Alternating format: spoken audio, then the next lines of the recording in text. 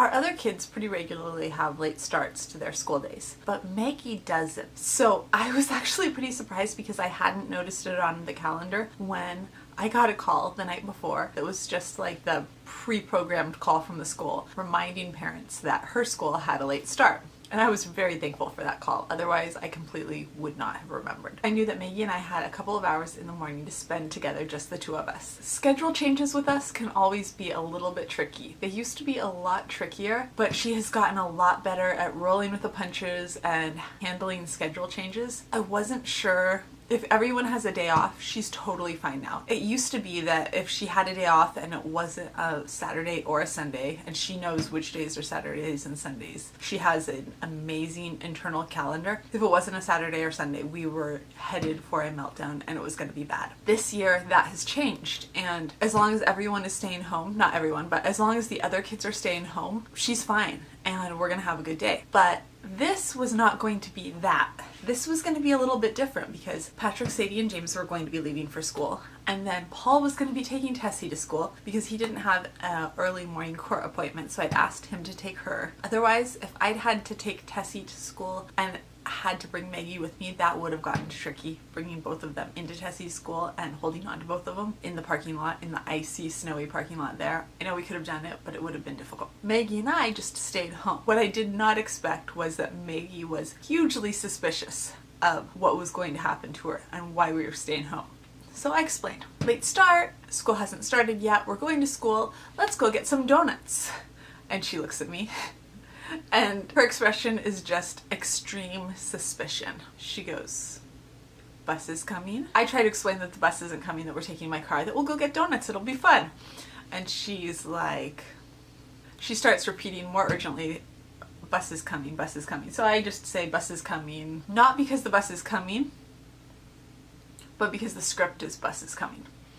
So bus is coming is part of our morning routine, saying I see bus, bus is coming, and I'll throw in different parts. She says I see bus, bus is coming. That is her script. I can throw in other parts to kind of elaborate and try to lengthen it out, make it more elaborate, like, oh look, the bus is on the highway. I see the bus getting off the highway. The bus is slowing down. I try to make our scripts a little bit different each day, but that is the main basis for the script. I could tell because I was throwing in other things. I was like, oh, the car is warming up. Mommy's car is on. Let's go get donuts in Mommy's car. And she was not melting down about the idea of getting into my car, which was a good thing. So I could tell by the amount of suspicion that she was regarding me with, that she knew that we were not taking the bus, that I was not going to be taking her out to get on the bus. It was just the script. So we got her ready and we walked outside, and she walked straight over to the car and we got her in her little harness. Before we walked out to the car, I was getting her shoes on, and she starts to say her doctor's name. And she starts saying it over and over and over again because she thinks that the reason that I have not sent her on the school bus and that she hasn't gone to school is because she must have a doctor's appointment. And I explained, no doctor's appointment, you don't have one, it's just a late start. Your teachers have a meeting, so you have a late start. And it was pretty clear that she thought that I was making up a story, because if she has a doctor's appointment, I do usually take her to get donuts afterwards before I take her back to school as a treat. I don't think that she believed that she didn't have a doctor's appointment until we pulled in and parked at the school. The best part was, when we did get to Dunkin Donuts, I let her choose what she wanted, and she chose a lot, because I'm always really happy when she asks for things verbally. You ready to go to Dunkin Donuts with Mommy? Hungry? Donuts? Munchkin or donuts? Or both? No. Let's go. Shake? That is the best smile. That's the Dunkin Donuts smile.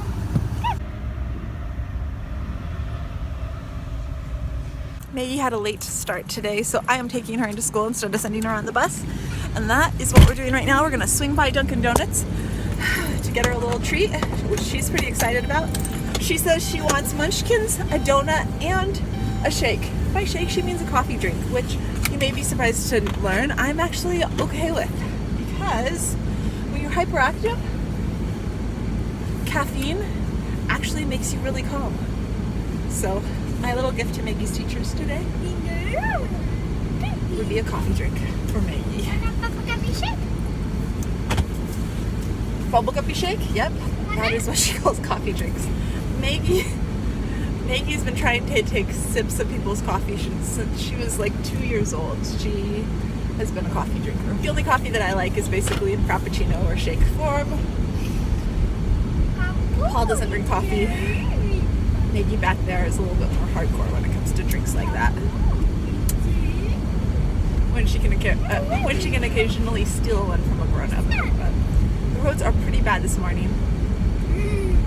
The bus accidentally showed up on time, and her current bus driver is absolutely amazing. I got a call. I think he'd waited for like close to 20 minutes outside for us, and I'd actually already called earlier and canceled the bus, and he had not gotten that message. But also, we're having a 2 hours late start. So if I'd sent her with him, it would not have been good because he wouldn't have had anything place to take her. But they hadn't gotten the message to him that her school had a 2 hour late start, and he takes multiple kids to multiple different schools, one after the other.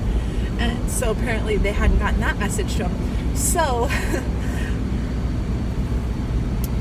yeah, I'm gonna tell him I'm sorry tomorrow that he hadn't gotten that message. But I think it actually ended up being a good thing that both I knew that there was a late start, so that he didn't accidentally take her and then have 2 hours of special Maggie time like 30 miles away from our house with no place to drop her off. So it turned out to be a good thing that she wasn't on that bus this morning that showed up at our house. You having fun back there? Where did you put it? You have the shake. So it was a pretty treacherous drive-in. The highway did not seem bad to me at all. There were definitely parts where you had to go slow. But when we got to the highway interchanges before the exit from Maggie's school, there were 2 cars completely spun out 180 degrees the wrong way and facing the wrong way on the highway. Sorry, we're at a stoplight right now. That was a little bit scary. One of them traffic stopped for her and she was able to turn the car around and get going. But the other guy, he was on this really dangerous corner where a lot of accidents happen, and he was trying to go down the on-ramp that he came up, which was a bad idea. I thought his best move was probably just calling 911 and getting the state police to come and help him turn around. The reason that was such a bad idea was especially a bad idea was because it was on a blind corner.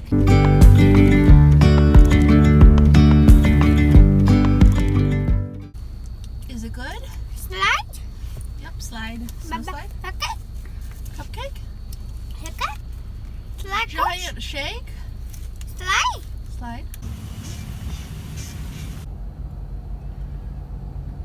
I guess it's a good thing that I am not in a hurry. Don't worry, I'm not driving. I'm sitting in a parking place. I'm stuck. It is pretty solidly stuck here. Everyone's trying to get in and out at the same time, and that includes 3 buses and a lot of parents. And so I'm just gonna wait until it clears up a little, unless somebody wants to let me go in order to get my parking place.